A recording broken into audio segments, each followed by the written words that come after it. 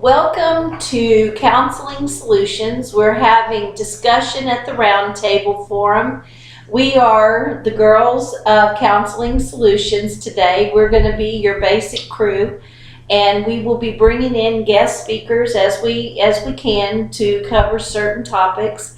Today's topic, we're going to just kind of kick back and discuss this topic today. Today's topic has to do with education. The point, I guess we should interview everybody. Introduce. I'm Debbie. I'm Lynette. I'm Kathy. And we're all here at Counseling Solutions. We have Mr. Ellis over here to our left. You don't see him, but he is over here watching us to make sure we don't say anything illegal or obscene. So today we're going to start, our point we'll make. When a student attends college as an untraditional student, the motivation to succeed in college is higher. The definition of untraditional student is a student who starts college at age 24 or older. This is a topic that was sent to us via Facebook.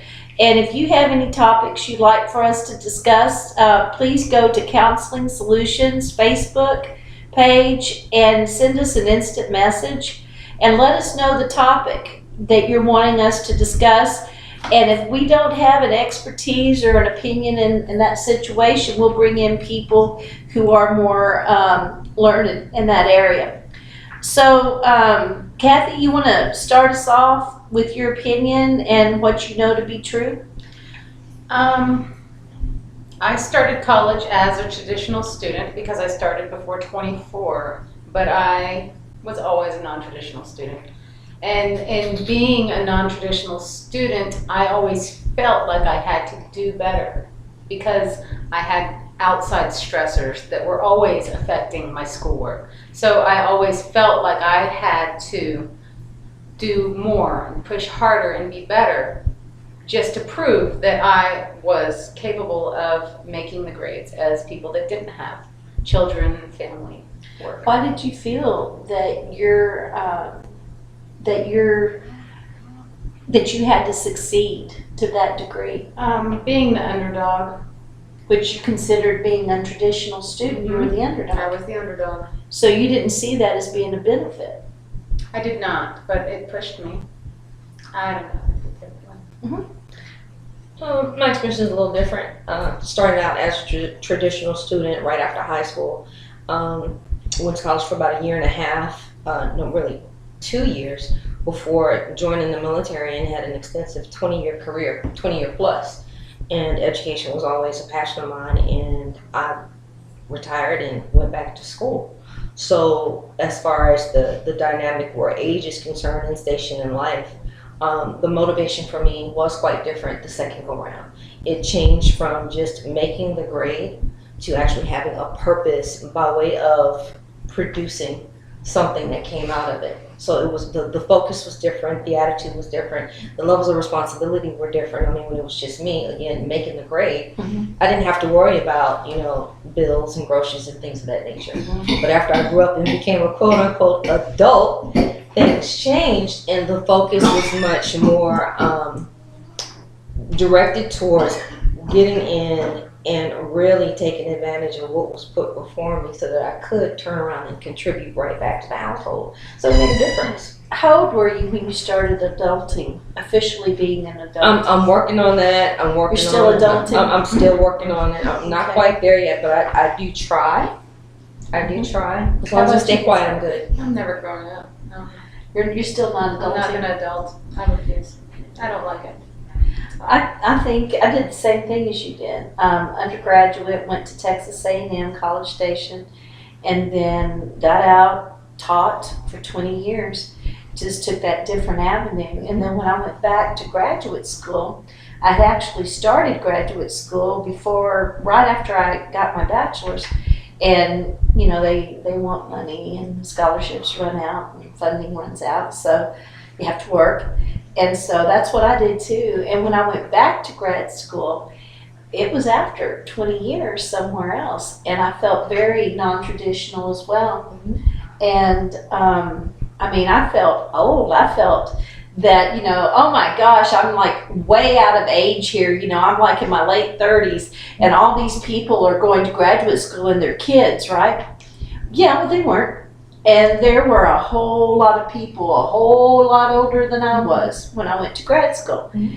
And you're finding the same thing, aren't you? I am. And it's also, I think, a matter of the discipline when you do it the second time around.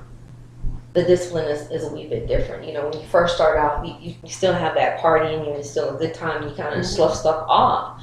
But the second time around, it's not as important anymore to hang out. I mean, it's still, socialization is still very important, but not to the degree that you would choose to hang out versus prepare for an exam or take that time to write that, 7 to 20 page paper that's due maybe next week or the week after. Whereas before, you might wait until it was due Night to before, get it done. that morning. Yes, and produce something that's not exactly your utmost best. Absolutely. And well, tell me about whenever you went undergrad. You were non-traditional when you went undergrad. We were traditional. We fell into a lot of the stereotypes of I fell into the party freshman. I don't know about you. I had fun. I'll leave it did. there. Okay, she did too. And so we were young and we were completely out of focus, off base. When you went, how did you do that? How was your freshman year? Undergrad? I did my best schooling undergrad. I graduated magna cum laude because I was not partying. And actually, because you were adulting. I adult. I have to adult. I have no choice. I don't want to, but I do. Yeah, my associates was the most difficult degree for me to get. It took me years to get it. Raising kids. How many kids do you have? I have 3 children. And you're a single mom. I am. Wow. So, how old is your oldest? 13. So when you went back to school, 24 plus, you had all 3 kids by then? Oh man, as a single mom going to school. I'd almost had my associates, and then I only needed 2 classes to graduate. So I graduated the 2 classes, got my associates, and then got my undergrad 2 years later. That's amazing. How'd you do that? Oh man. I'm really tired. And you totally left us in the dust. Grade point. Oh, yeah. I know you did me. I don't know about Miss Lynette, but I'm guessing if you were at the same parties I was, she left you behind too. Yeah, very good times. Yeah, I'm not really sure that much. I don't remember that much. Now I go to a non-traditional school, so most people there are starting their second careers. How is it non-traditional where you go?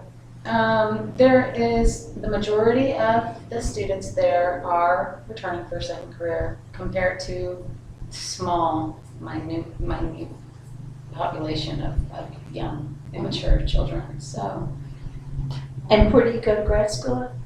Texas A&M University, Central Texas. Yay, Aggies! Me too. Aggies all the way up.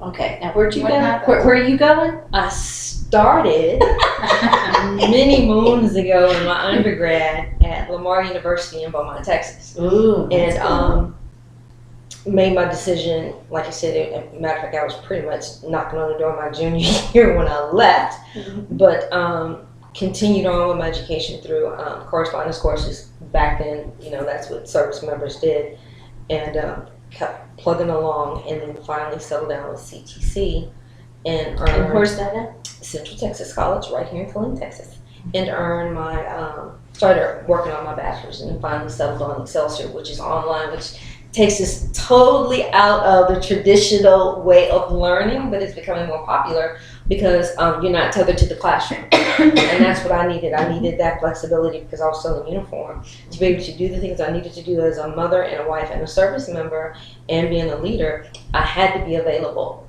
So being able to go to school online afforded me that opportunity, and I was really able to do better because my focus, again, was I have to get this done. This is important. I have to get it done.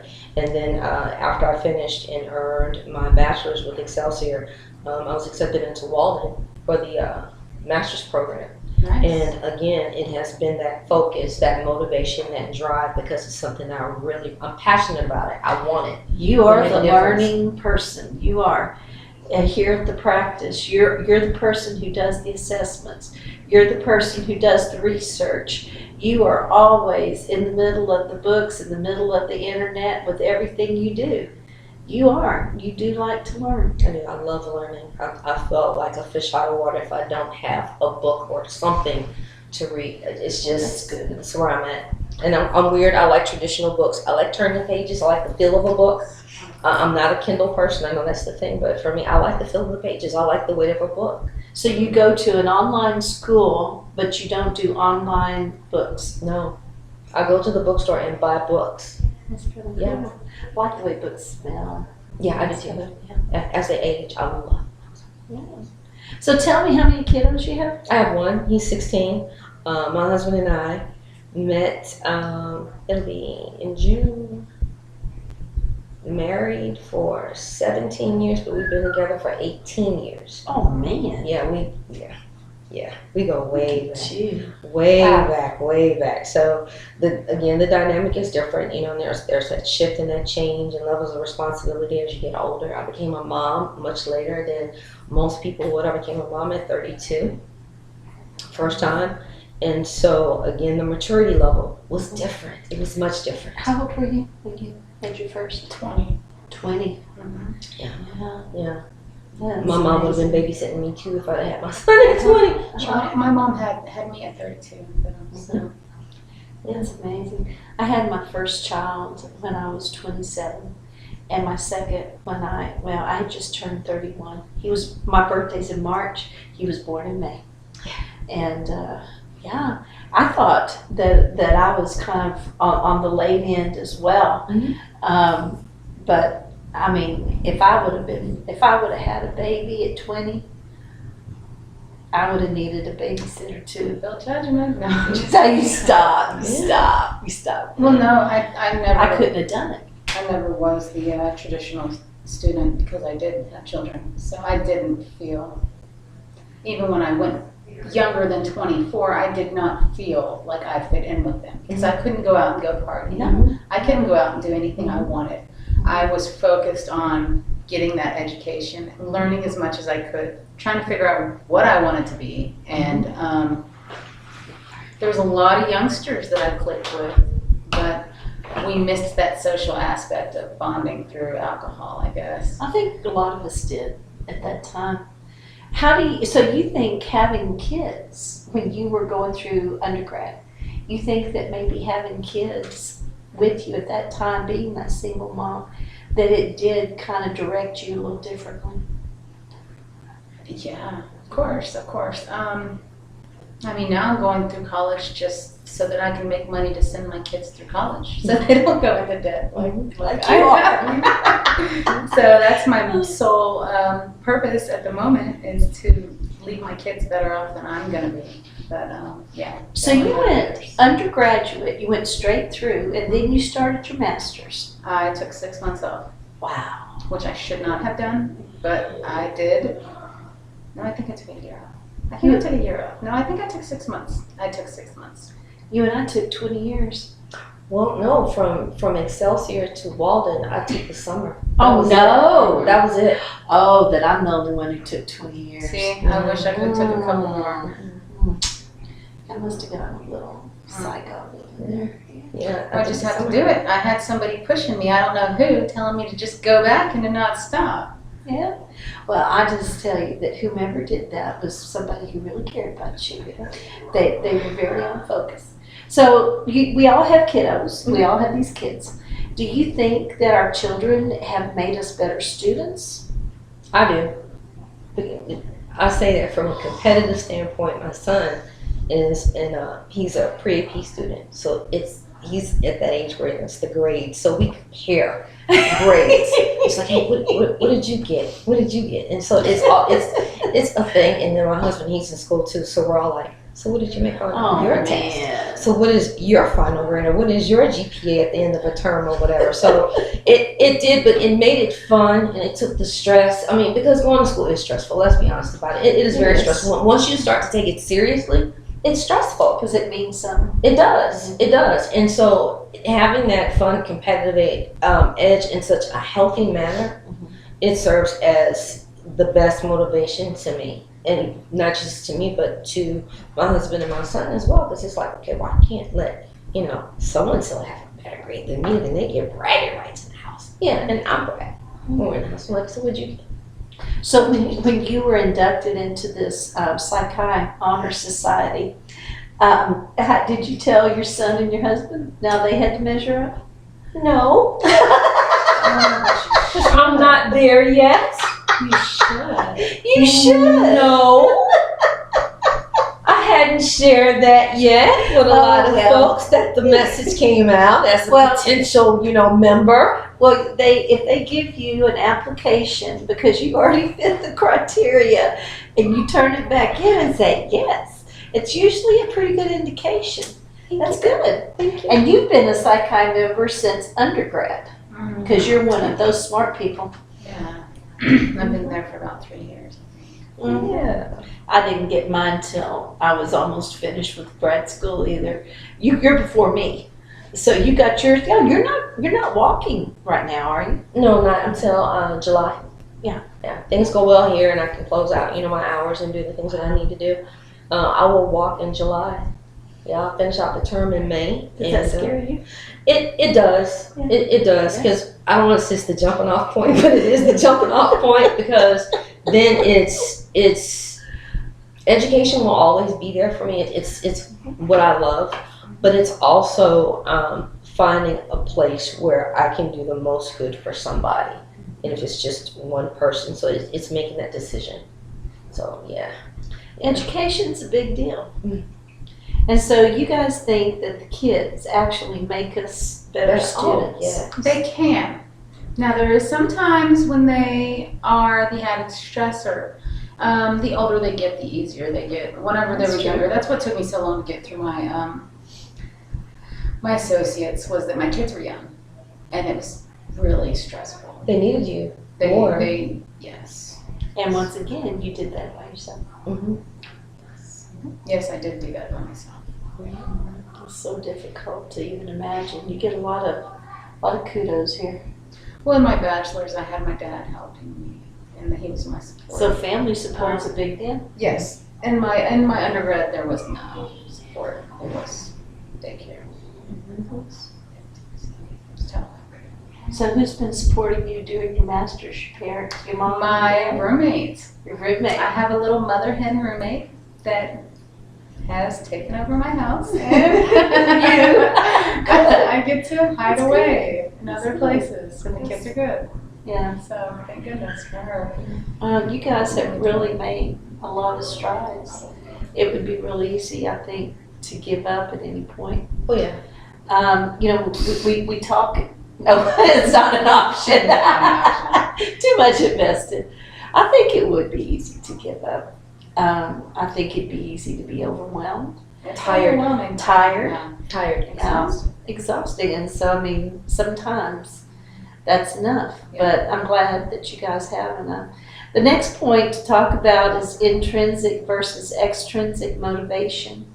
Why we accomplish, why we would even keep going to school.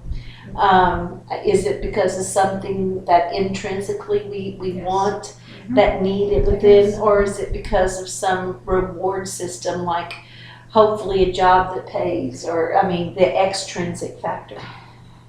I think it's a bit of both, honestly. I think, with the passion about going to school, just speaking for self, it's that constant need or desire to learn, to want to be more aware or astute as far as the science is concerned, because that's where the rubber meets the road. It's understanding behavior. And, things are constantly changing. Behaviors change, people evolve. And then on the other side of that, the reward is, being in a position where you are earning an income for what it is that you do. but it can't be the sole purpose for doing what you do.